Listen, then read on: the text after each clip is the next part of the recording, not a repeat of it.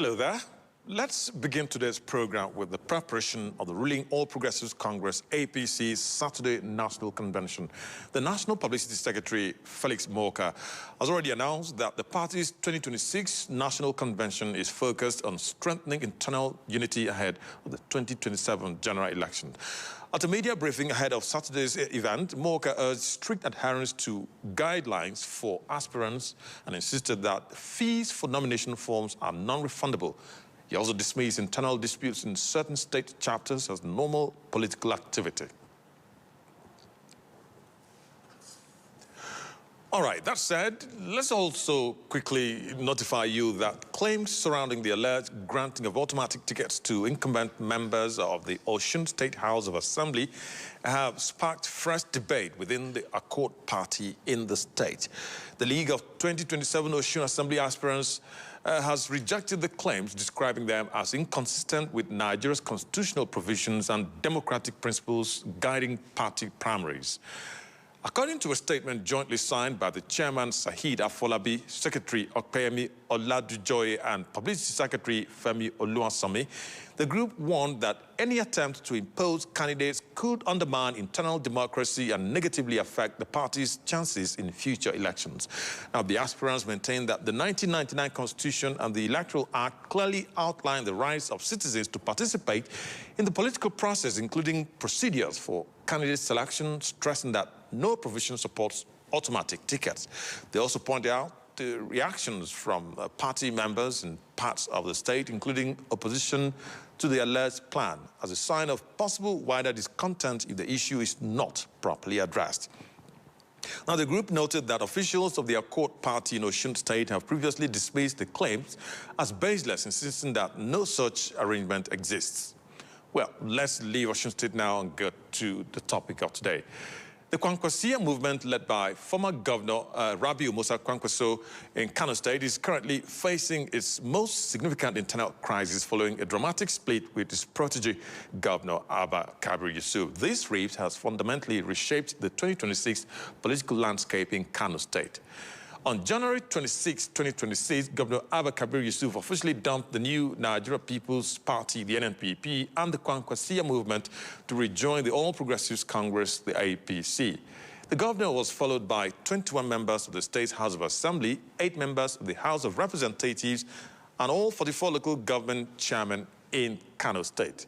Kwankwaso declared January 23 as a betrayal day, describing the move as an unimaginable act of betrayal of a 40-year political partnership. He has since called on his remaining loyalists to stay committed to the movement's vision. But the Deputy Governor, Aminu Abdulsalam Gwazo, who is still in the new Nigeria People's Party, the NNPP, also remains one of the staunch loyalists of the Kwankwasiyya movement, which appears not to go down well with the governor. Now, this may, have prompted the move to impeach the deputy governor, Aminu, by the State House of Assembly, who made the announcement on Wednesday. Welcome to your prime political program, Democracy Today, on AIT. I am Enemaku Ojochegbe in Abuja, Nigeria's capital.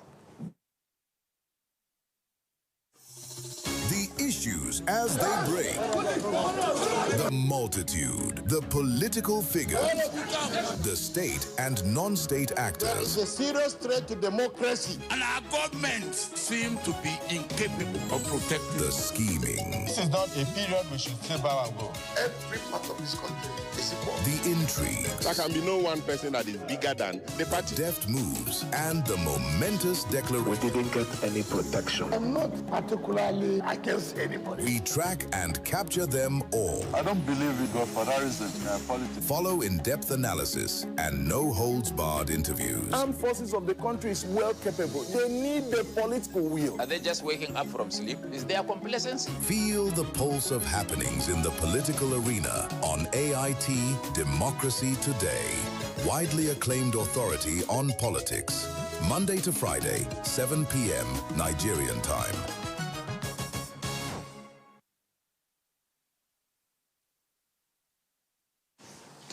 Thanks for staying with us. If you're just tuning in, this is Democracy Today on AIT. Now, we're discussing today, one of our topics today is the Kwankwasiyya movement and Kano politics.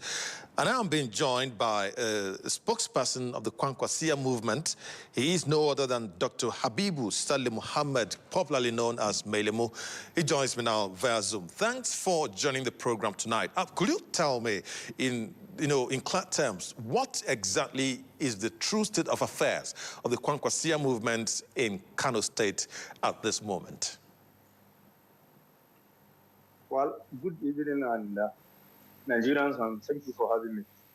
Well, Kwankwasiyya movement is such a movement that actually do not really wait for people or misses people that actually live it, because it is a movement that is rooted into collective aspiration of the downtrodden, those that have seen what Kwankwasiyya have done to them personally and to the state, and what Kwankwasiyya stands for. As such, what actually happened, the defection of the governor, as well as other people that were elected under the platform of NNPP, and those even appointed by the governor, is not actually a new thing.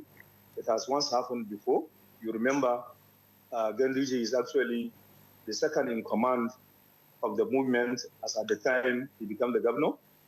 And later, he chooses to depart from the movement and also move away with so many people to such a point where people feel that the Kwankwasiyya movement will no longer survive.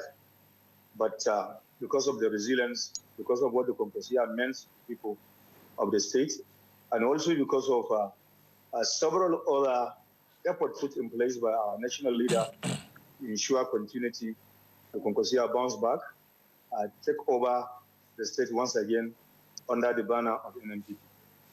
And this time around is not, there's nothing new actually, but the fact that the first son of the movement decided also to follow suit and move away, that only give Kwankwasiyya another reason to reassemble, rebuild, and also to actually rework the scripts for us to be able to bounce back and take away the mandate as given to this particular present government.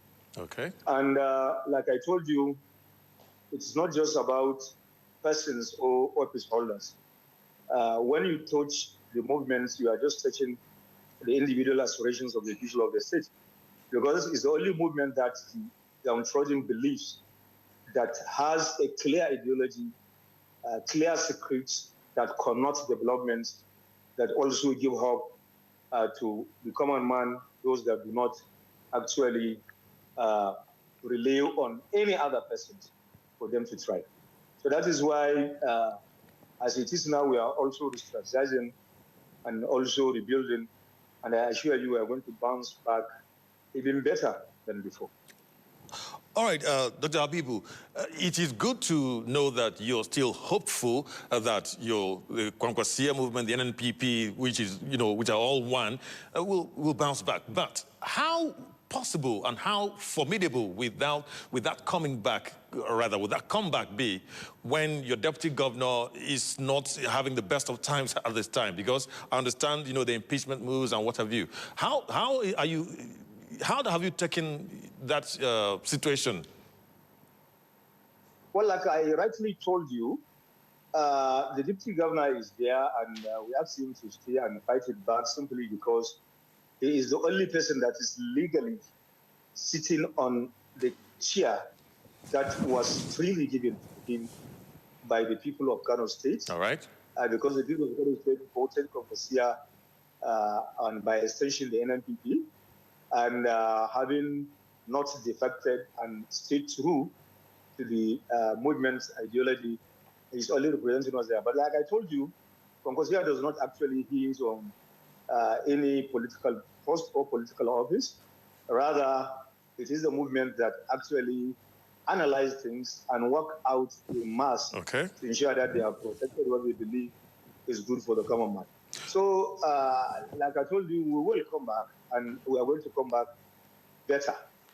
As you can see, Kwankwasiyya movement is one and the same with any political party that our principal decided to be in. You understand? Okay. Dr. Habib. Dr. Habib, when the governor, jumped ship and moved to the ruling APC, I understand that he decamped with about 21, members of the, State House of Assembly and all of that. That definitely depleted, the strength of the NNPP in the Kano State House of Assembly. Now, let's look at it from there to begin with.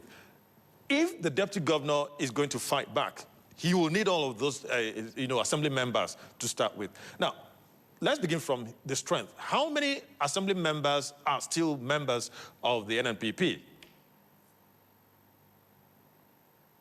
We only have just 2 members now that are from the NNPP. And like I told you,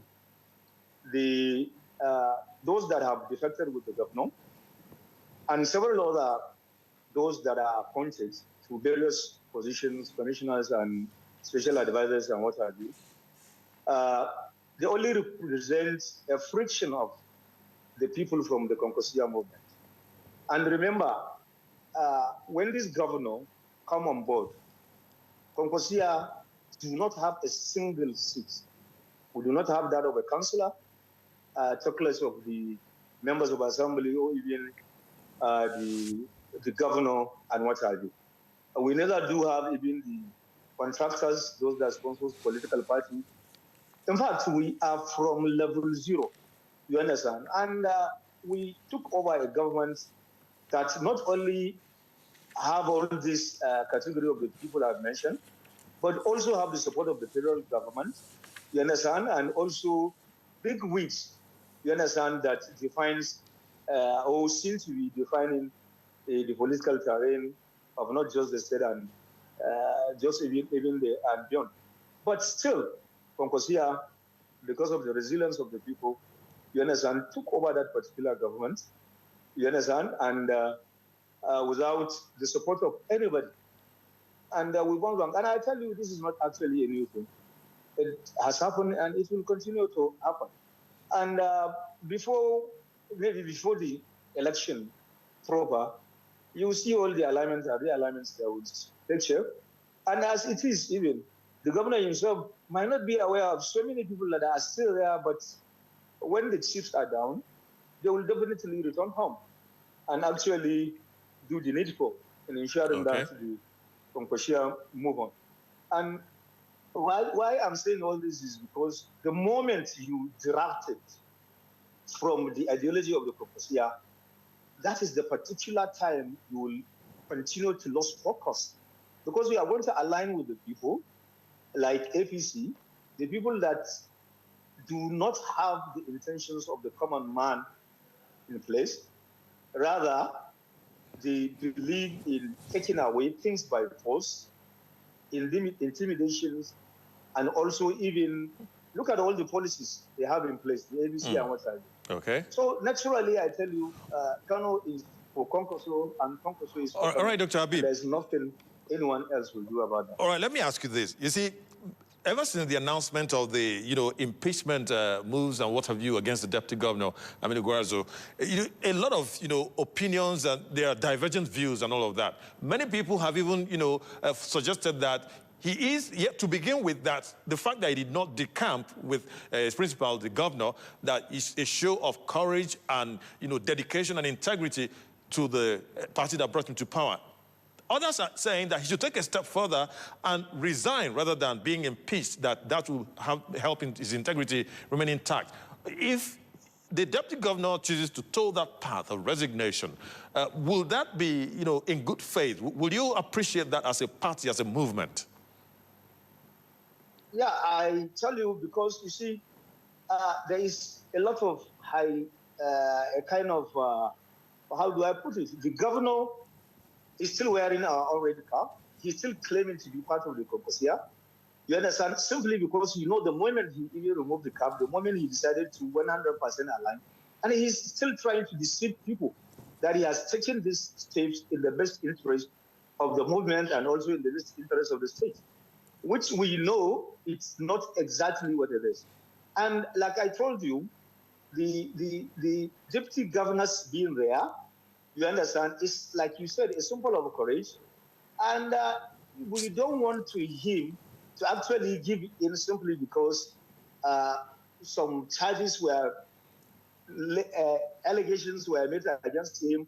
You understand? We wanted him to stay there and give other people courage, you understand? Because at a period like this, when the ruling party is actually trying to force everybody, intimidate everybody to submit, you understand, to give in. Is there any alignment coming up? Sir? Hello? Are you with me? I'm with you. Finish your thoughts, please. Yeah. So, like I told you, we want people to know that people of principle still are there, you understand? And you need to fight to prove to people that you will not just give in just like that without proving your point. And he's staying there, and what they are doing to him is actually giving the people of the state the depth of the level of their betrayal and what they are doing to the mandate really given to them. All right, Dr. Habib. So now, that is why we actually there. All right. On Sunday, your grand patron, if I may call him that, or your leader, National leader. The national leader. That's right. He hosted a number of notable politicians from different political parties on Sunday. Former Labour Party presidential candidate in the 2023 elections was there. ADC members were there, and all of that. What are we looking at? Are there talks on the table regarding, a new merger? Because mergers are not new in Nigerian politics. Is there something like that coming on? Well, to start with, our own leader is somebody who has actually worked in different capacities at different stages with so many people. He's somebody who has people across the party line, and a true Nigerian who believed in making Nigeria work, or even supporting any move that will ensure the Nigeria and democracy survive. And in this particular trying period, when the ruling party is pulling all the strings and doing all it could to make sure that it killed in totality the democracy itself by ensuring that we move along one party line, I believe people of a like mind is their responsibility to talk and actually to review things and also think of the best way for them to be able to rescue Nigeria. So definitely convergence of people like that naturally will make people believe that there is going to be something cooking. And to give in to them, our national leader has been talking with various groups across the country, those people that are actually believing in democracy. Okay. And in trying to make sure that a solution to the looming problem of this one-party state is being tackled, actually. And I believe presently they are still in talks with both ADC and even NDC and several other groups trying to make sure that a formidable stand is taken against this particular activities of the ruling party and the presidency in trying to kill democracy and trying to make sure that no opposition actually for the president. Dr. Habibu Saleh Mohammed, popularly known as Mailemu, the spokesperson of the Kwankwasiyya movement. Many thanks indeed for joining the program tonight. Thank you very much. You are most welcome. You are still on to Democracy Today on AIT. If you're just tuning in, you've missed something, definitely. But for the moment, let's bring you a news briefing, put together by the ruling All Progressives Congress, APC, preceding the National Convention that is holding this weekend. Take a look. All arrangements have therefore been concluded for a smooth, transparent, and credible convention at the iconic Eagle Square here in Abuja, as stated in the official notices that we have provided. All the committees that have been set up by the party have finalized assignments, and operational systems are set to ensure smooth coordination, efficiency, and order. Every detail has been attended to so that the convention proceeds without avoidable disruption. This is not just a routine political exercise. It is a demonstration of the APC's commitment to democratic practice, organizational discipline, and collective decision-making. Focus Nigeria. It's a huge task, but we take it on. Ask him where is the law. National Assembly is not doing hearing on insecurity in Nigeria. It is America that is doing hearing on insecurity in Nigeria. Monday to Friday on Focus Nigeria, we identify the nagging issues. So people put people in poverty deliberately, deliberate misplacement of priorities, and brought people on their knees to suffer. We seek answers to the tough challenges. And because of For this the former president, yes, what I know is that he has not turned his membership card. Has not been attending your meeting. Leave that to us to deal. There's no shying away from the issues. The system is held accountable. The leaders are accountable for the funds, for the resources that they manage. No sitting on the fence. The same thing that made you live where you are may confront you. Focus Nigeria, 10 a.m., Monday to Friday on AIT.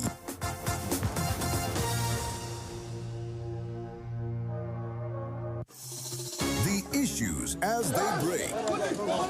The multitude, the political figures, the state and non-state actors. There is a serious threat to democracy. And our government seem to be incapable of protecting. The scheming. This is not a period we should say bow and go. Every part of this country is equal. The intrigue. There can be no one person that is bigger than the party. Deft moves and the momentous declaration. We didn't get any protection. I'm not particularly against anybody. We track and capture them all. I don't believe we go for that reason in politics. Follow in-depth analysis and no-holds-barred interviews. Armed forces of the country is well capable. They need the political will. Are they just waking up from sleep? Is there complacency? Feel the pulse of happenings in the political arena on AIT Democracy Today. Widely acclaimed authority on politics. Monday to Friday, 7 p.m. Nigerian time.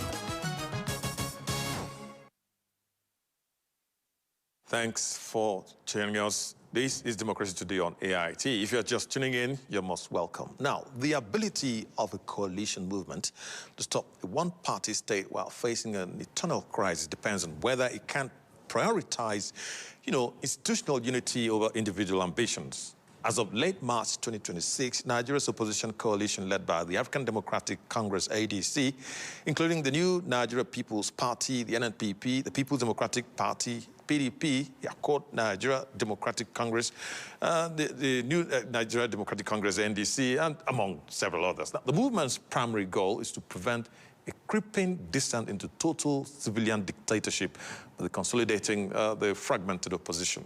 Now, can the coalition still stop a one-party state, considering, the crisis that you already there have mentioned and all of that? I have joining me in the studio the Deputy National Financial Secretary of the African Democratic Congress. He is Honorable Oladimeji Fabi. Many thanks for joining us on the program. Thank you very much, my brother. Good to be here today. The ADC is no doubt, working really hard from what we see. And I know that you also had your NEC meeting recently.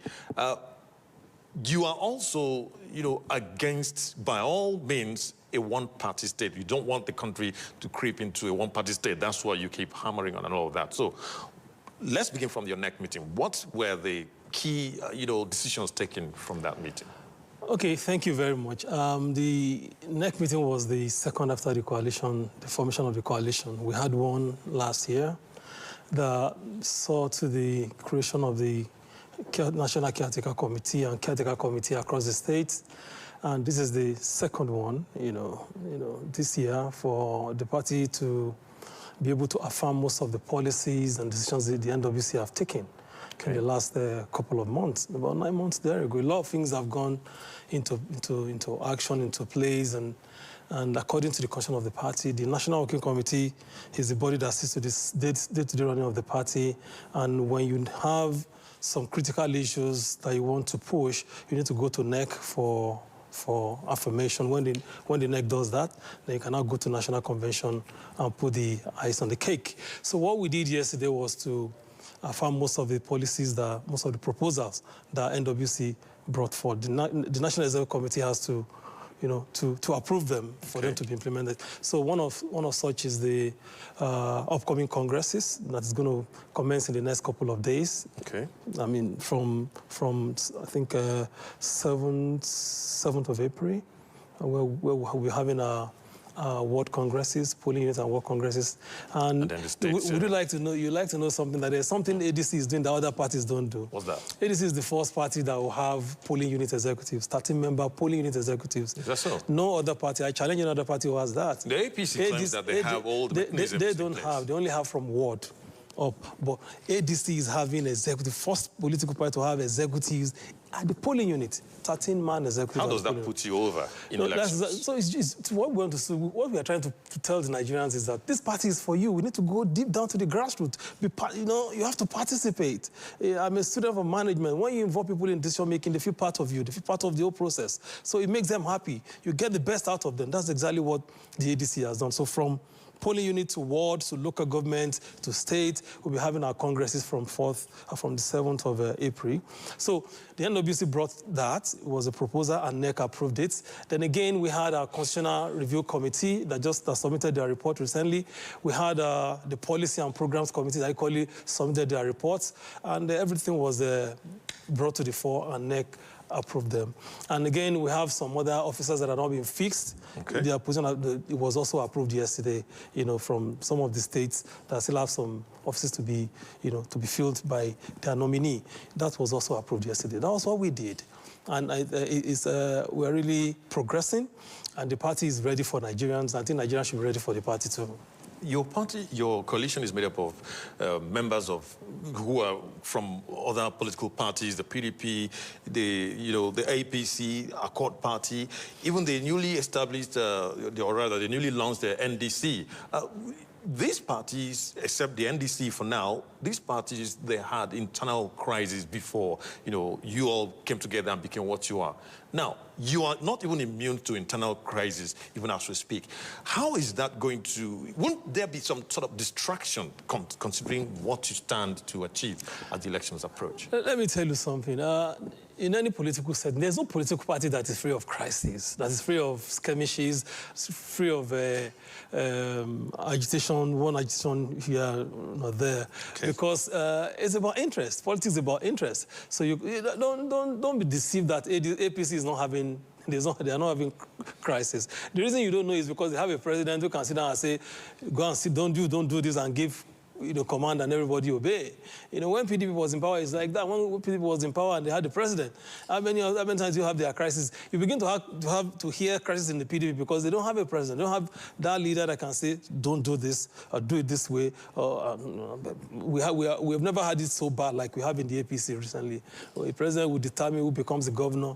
That's why most of the governors leaving their party, joining them, because they believe president can always use the fiat, make them governor. You are the governor, you are going to the Senate, and that's exactly what it is. So there's no party that is free of crisis. Let me ask you this. Yes, the governors, sitting governors who are even in their second term are decamping to the APC, but would you have, preferred, or would you like it if they're decamped into your coalition?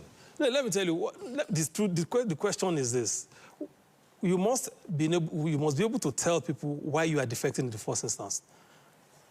What is the purpose? Most of these people did not decamp because they felt or they are convinced that Mr. President has done so well. They didn't do that. They did that because those in their first time, they want to return to the office, and they believe that Mr. President can make them return. And those on their way out believe that because they have cockroaches in their cupboard. Anything they do, they may go. So we saw what happened. The former governor of Delta State today, who was in that election, was the vice presidential candidate. This same government accused him of corruption. But today, are you hearing about it because he has joined them? Okay. So everybody, all of them are going there because they have one or two things to protect. So that's exactly, it's not because they are convinced that the APC government has done so well. Everybody knows the APC government has not done fantastically well. So I know they have not. A lot of people know they have not. So the truth of the matter is that you see all of these things happen because some people just felt, okay, what do you talk? Okay, what do you talk about those who chose not to join them? Well, you already know that there's freedom of association.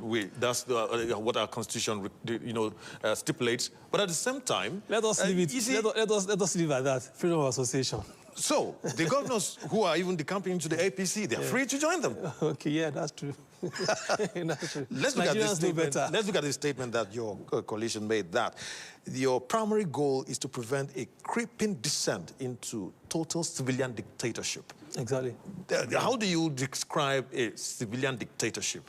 But can't you see what the Mr. President is doing? You tell me.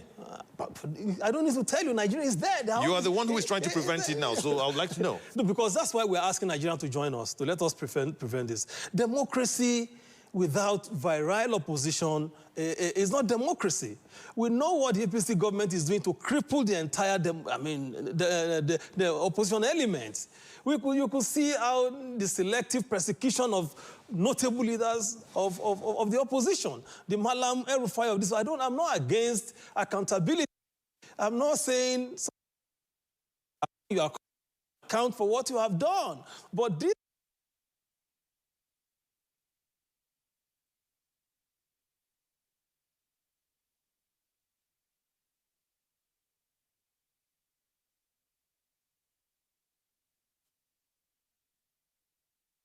is selective persecution. I just mentioned the former governor of Delta State. Okay. Accused of corruption by this same government, sometimes last year. EFCC even invited him. So since he has joined them, what did you hear about that case? Tell me, let us be honest with ourselves as Nigerians. What have you heard about that? And there are so many other... What? What if the investigations are still ongoing? Did you hear anything about that case? What if it's still ongoing and it is being done discreetly? Okay, that one was early last year. Malam El-Rufai was just a few months ago. Malami was just a few months ago, so they've concluded those investigations. Please, let us be honest with ourselves now. It's selective, and that's what they want to do. So everybody says that they don't want opposition element to even rise. This government does. So that's why ADC is saying we cannot tolerate this. Nigerians, don't allow this because it's going to become dictatorship, and that's what Nigeria wants. We want a democracy that gives room for the opposition to thrive. Opposition cannot thrive in this manner. There has been so many attempts to destroy ADC. They've succeeded in destroying PDP. They've succeeded in destroying Labour Party. Now ADC is struggling to say, no, Nigerians, support us. And when we talk about opposition, let me say this loud and clear. Opposition does not start and end with those that are driving the political parties. Any Nigerian that is hungry today, any Nigerian that is suffering from one loss or the other, is a member of the opposition. You must rise up and support what the ADC government is doing. It is fighting for the people. It's to rescue this country because Nigerians are tired of where we are now. Go and look at the policy document the ADC just approved. The NEC just approved yesterday. Go and see some of the landmark is that no political party has that kind of policy choices. From security to foreign affairs to economy, to this hunger, to this, see, let me just give you a bit of it. Okay. Let me take security, for instance. Let me tell you how this is going to address that. The APC came in and said, we are going to fix it, but up to now, they've not been able to fix it. Now, when you look at terrorism index today, Nigeria is number 4 in the world. That's right. After Pakistan, followed by Niger, followed by Burkina Faso, followed by Mali, then Nigeria. So what do you need to do? I remember when President Obasanjo was in government. The regional government there, at AU, at OAU, if Baba should just sneeze, everybody catches cold. We're no more respected in that level. So how do you fight security when you are not, there's no cooperation between you and the neighbors in your region? Now that the opposition look at this hunger that is killing everybody in this country. How do you want to tackle that? Mr. President woke up one day and said, I am doing removed subsidy. an announcement that was made on May 29th, without thinking through it. What ADC is bringing is different. We call it targeted subsidy. I would like you to expand more on that when we come back from this break. Thank you very much. Don't go away yet. We'll take a quick break. When we come back, the program continues. My guest will still be right here.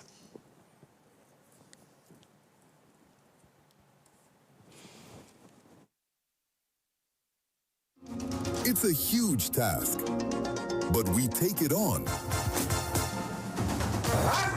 The National Assembly is not doing hearing on insecurity in Nigeria. It is America that is doing hearing on insecurity in Nigeria. Monday to Friday on Focus Nigeria, we identify the nagging issues. So people put people in poverty deliberately, deliberate misplacement of priorities, and brought people on their knees to suffer. We seek answers to the tough challenges. And because of for the former president, what I know is that he has not turned his membership card. He has not been attending your meeting. Leave that to us to deal. There's no shying away from the issues. The system is held accountable. The leaders are accountable for the funds, for the resources that they manage. No sitting on the fence. The same thing that made you live where you are may confront you. Focus Nigeria, 10 a.m., Monday to Friday on AIT.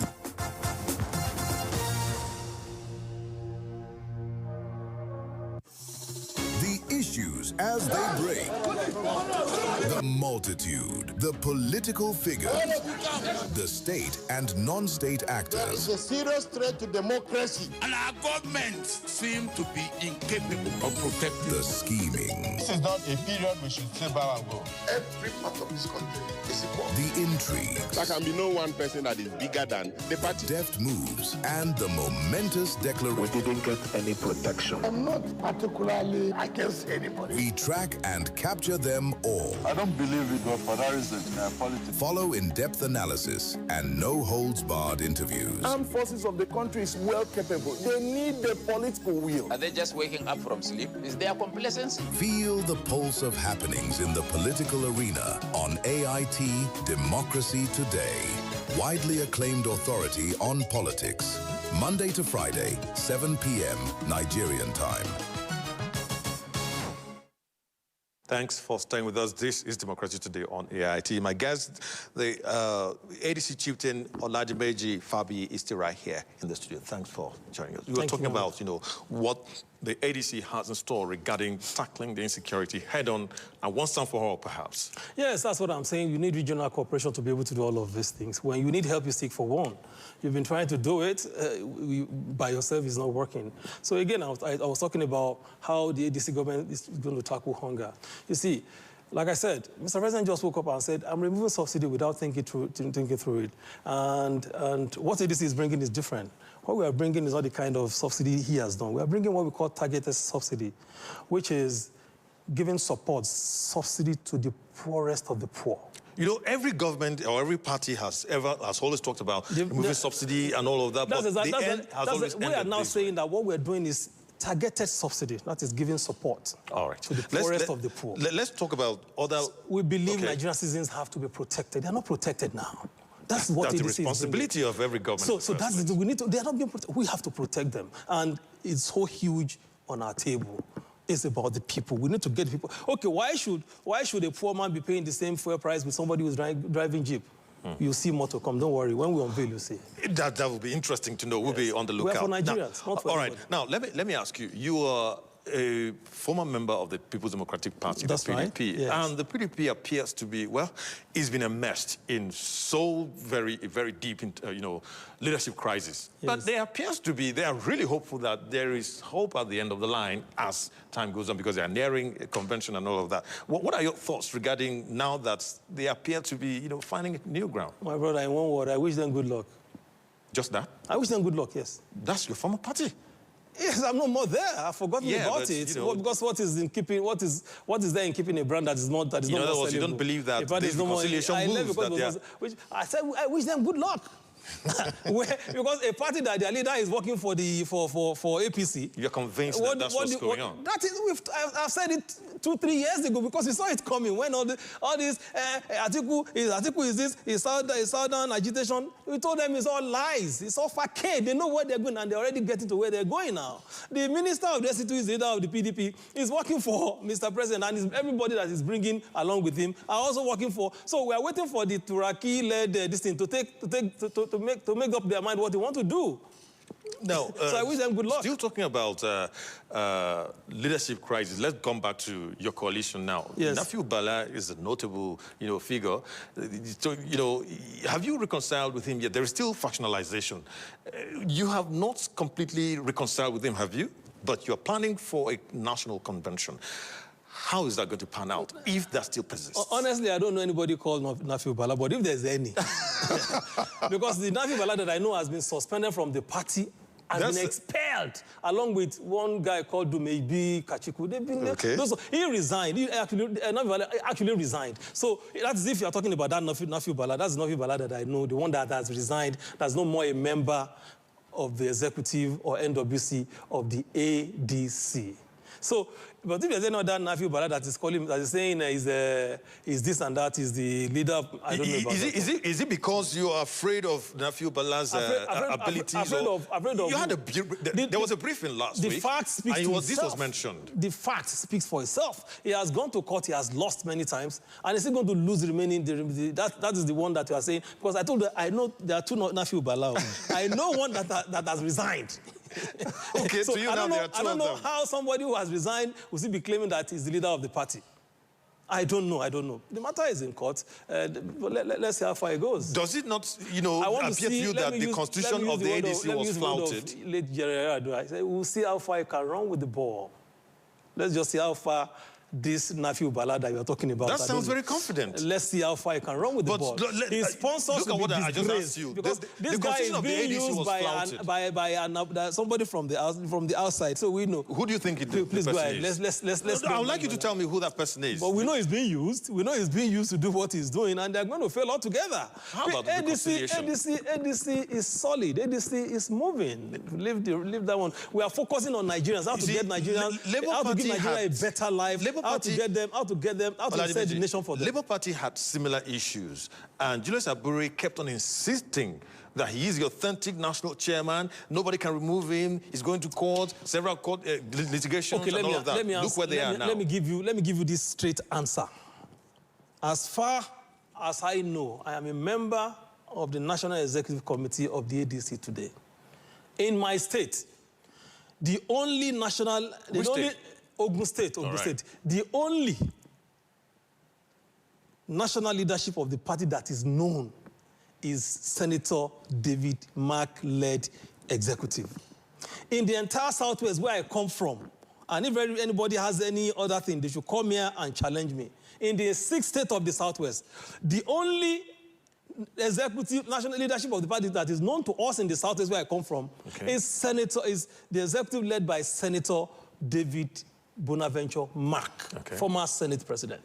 In the North Central, today, 6th state of the North Central, the only national executive leadership that is known to them in the Central is Senator David Mark. In the Southeast, Senator David Mark. In the South-South is Senator... In the Northwest, in the Northeast is Senator David... In the diaspora is Senator David Mark. Interesting. In other words, you are unanimous in your unity. In the 36 state plus FCT is Senator David Mark. All right. So any other person, we'll see where they're going. Interesting. We're wrapping up now because our time is almost over. Let me ask you this last one. Considering what we have now as the amended Electoral Act 2026, the Constitution as amended 1999, the one we still have now, and every other indices that we're seeing as we approach the 2027 elections, how confident are you, seriously, that you can defeat the ruling APC and, possibly cripple the impending one-party state as you people see it, considering the status quo? Okay, let me answer you this way. The Tinubu-led government, the APC government, believes, and they believe that, and that is the truth anyway, they've been able to capture the electoral umpire, INEC. They've been able to capture the security. It's an independent institution. Which independent. They've been able to capture... There's a new chairman. The judiciary. They've been able to capture the National Assembly. And that's why you can see National Assembly doing all of this they are doing that is against the people. These guys spent so much money to go around the country to hear the people speak, and people told them, this is what we want. Public hearings. Did they do what the people told them they wanted? There were protests. But rather what they did was to say we are your children, calling the president's wife their mother, president their father. A National Assembly that's supposed to serve as a check and balances. I don't know who did this to this country. And it's a dangerous trend when you have those who are supposed to be the checkmate, the safeguards, doing this kind of stuff. So for me, they have not done it. The electoral at the past is not pro-Nigeria. It's pro them. Unfortunately, we don't have any more time. But thank you very much. Thank you very much indeed, Oladimeji Fabiyi, a chieftain of the ADC, and of course, Deputy National Financial Secretary of the ADC. I'm looking forward to seeing you one more time. Thank you. On the next edition. I'll be glad. Thank you very much. Thank you very much. Good to see you. Thank you. That's our show for today. Don't forget, you can follow us on all social media handles at Democracy Today AIT. Easy handle. You can also find me on all social media handles. I'll be waiting to see you there. I'll see you again tomorrow. I am Enemaku Ajochebe. Bye for now.